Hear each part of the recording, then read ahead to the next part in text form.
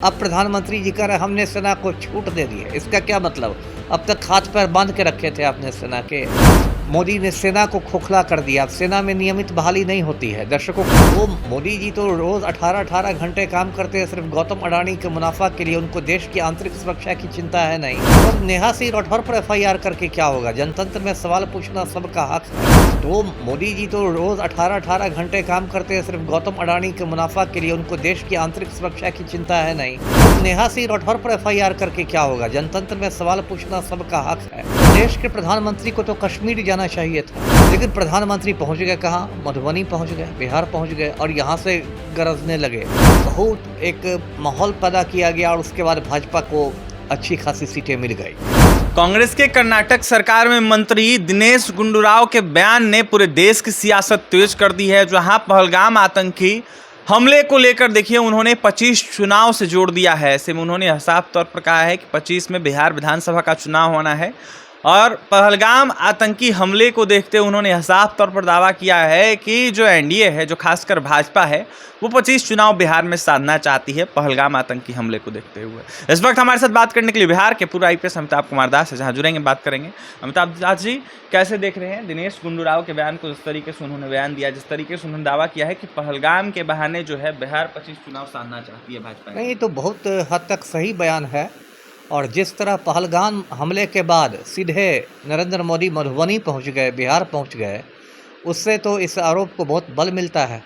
अब देखिए, पहलगाम कांड हुआ, उसमें आतंकियों ने 28 बेगुनाह लोगों को मौत के घाट उतार दिया और पूरे देश में एक शोक का माहौल था, एक सदमा का माहौल था। तो देश के प्रधानमंत्री को तो कश्मीर जाना चाहिए था।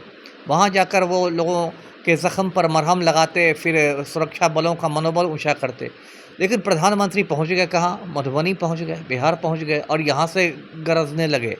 उस पर सोशल मीडिया पर लोगों ने टिप्पणी भी की कि कश्मीर में तनाव है, बिहार में चुनाव है। मतलब आप कश्मीर के तनाव का इस्तेमाल बिहार के चुनाव में करना चाह रहे हैं। और ये बात पहली बार नहीं हुई। देखिए, भाजपाई लोग इतने सत्ता लोलुप होते हैं, कुर्सी की इनको इतनी भूख रहती है कि किसी भी हद तक जा सकते हैं।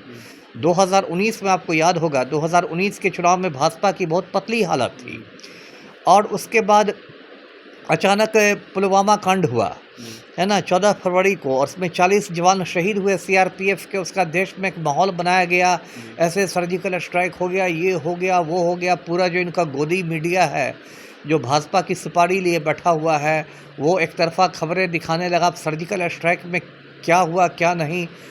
बहुत एक माहौल पैदा किया गया और उसके बाद भाजपा को अच्छी खासी सीटें मिल गई। तो इसी को ये लोग दोहरा सकते हैं कि अभी देखिए, भाजपा को इस बार बिहार का चुनाव बहुत उसके लिए महत्वपूर्ण हो गया। हिंदी पट्टी का राज्य है बिहार और कोई बहुत अच्छी हालत यहाँ सत्ताधारी पार्टी की लग नहीं रही है। तो इसलिए हो सकता है कि जिस तरह पुलवामा से 2019 का चुनाव साधा गया, उसी तरह बिहार का चुनाव 2000 ये पहलगाम के जरिए किया जाएगा। और फिर लेकिन इससे क्या होगा? पब्लिक तो समझ गई है कि जो प्रधानमंत्री हैं बिल्कुल नकारा है। मैं तो लगातार कह रहा हूँ कि प्रधानमंत्री को इस्तीफा देकर दोबारा चाय बेचनी चाहिए।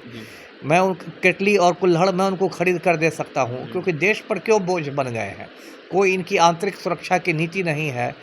मोदी ने सेना को खोखला कर दिया। सेना में नियमित बहाली नहीं होती है। दर्शकों को पता होगा, सेना में अग्निवीरों की बहाली होती है और ये अग्निवीर 4 साल के लिए बस आते हैं। इनको ना कोई पेंशन मिलता है, ना कोई ग्रेच्युटी मिलती है, ना कोई प्रोविडेंट फंड है, कुछ नहीं है। तो क्या उनका मनोबल रहेगा?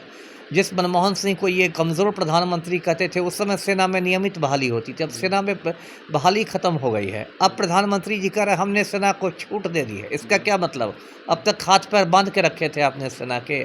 तो ये अजीबोगरीब बयानबाजी हो रही है। और देखिए, पूरे मतलब आप कूटनीतिक विफलता भारत की देखिए कि भारत इस मुद्दे पर लगता है कि अलग थलग पड़ गया है। अब देखिए, तुर्की ने अपने मतलब फाइटर विमान पाकिस्तान में भेज दिए हैं। चीन ने अपने फाइटर विमान पाकिस्तान में भेज दिए हैं। तो यदि पाकिस्तान के साथ मोदी ने युद्ध छेड़ भी दिया तो पाकिस्तान के साथ चीन खड़ा हो गया है, तुर्की खड़ा हो गया है। इसका मतलब आपकी कूटनीतिक विफलता है। आपने पूरी दुनिया में भारत को अलग थलग कर दिया है। तो मोदी जी तो रोज़ 18-18 घंटे काम करते हैं सिर्फ गौतम अडानी के मुनाफा के लिए। उनको देश की आंतरिक सुरक्षा की चिंता है नहीं। अब जब इनकी आलोचना शुरू हो गई है तब अब ये धमकाने पर उतारू हो गए हैं। 4 PM चैनल को बंद किया जा रहा है तो नेहा सिंह राठौर पर FIR होता रहा है। तो नेहा सिंह राठौर पर FIR करके क्या होगा? जनतंत्र में सवाल पूछना सबका हक है। आपकी यदि विफलता हुई, आप क्या जब विपक्ष में थे तब क्या आप मनमोहन सिंह से सवाल नहीं करते थे? और आपसे सवाल किया जाने लगा है तो FIR कराने लगे हैं। तो ये सब देश की स्थिति जो है वो बहुत मुझे लगता है कि चिंताजनक हो गई है। कांग्रेस नेता राहुल गांधी ने लेकिन कहीं ना कहीं समर्थन किया है जिस तरीके से आतंकी हमला हो इसको देखते हुए, लेकिन जिस तरीके से उनके नेताओं के द्वारा बयान दिया जा रहा है कहीं ना कहीं सवाल उठा है इस पर। नहीं बयान देखिए, समर्थन तो आतंकी हमले पर तो पूरा देश करेगा ही सरकार का समर्थन कि ठीक है इसका आप बदला लीजिए, इसको भविष्य में रोकिए। लेकिन मोदी ने जो इसको राजनीति से जोड़ दिया है कि पहलगाम हमले के बाद वो बिहार पहुंच गए, इस पर सबको एतराज़ है। मुझे भी एतराज़ है, दिनेश गुंडू राव को भी एतराज़ है, हर हिंदुस्तानी नागरिक को एतराज़ है। उस समय बिहार जाने का समय नहीं था। इसी को देहात में कहावत है कि हंसुआ के ब्याह में खुरपी का गीत, है ना? तो वही आप कह रहे हैं। इधर कश्मीर में कांड हो गया तो आपने बिहार का रास्ता पकड़ लिया। इससे तो यही मैसेज जा रहा है ना कि जो प्रधानमंत्री हैं वो इस आतंकी हमले का चुनावी फ़ायदा उठाने के चक्कर में है। देखिए, दिनेश गुंडूराव के बयानों को देखते हुए बिहार के पूर्व IPS अमिताभ दास ने समर्थन उनका किया है और यह साफ तौर पर कहा है कि कोई गलत बात नहीं कर रहे हैं दिनेश गुंडूराव। 25 चुनाव बिहार में होना है और ऐसे में तमाम अनेक राजनीतिक पार्टियों के द्वारा कई तरह के बयान सामने निकल के आ रहे हैं, जहां अब जाकर दिनेश गुंडूराव जो कि कर्नाटक सरकार में मंत्री, उनके द्वारा यह साफ तौर पर दावा किया गया है कि 25 चुनाव NDA जो है वो साधना चाहती है, इसलिए पहलगाम आतंकी हमले को इस्तेमाल NDA कर रही है। बिहार के पूर्व IPS अमिताभ कुमार दास ने क्या कुछ कहा है नरेंद्र मोदी के आतंकी हमले के बाद बिहार आगमन को लेकर आपने सुना है। पटना से सहयोगी विकास के साथ अभिषेक की रिपोर्ट।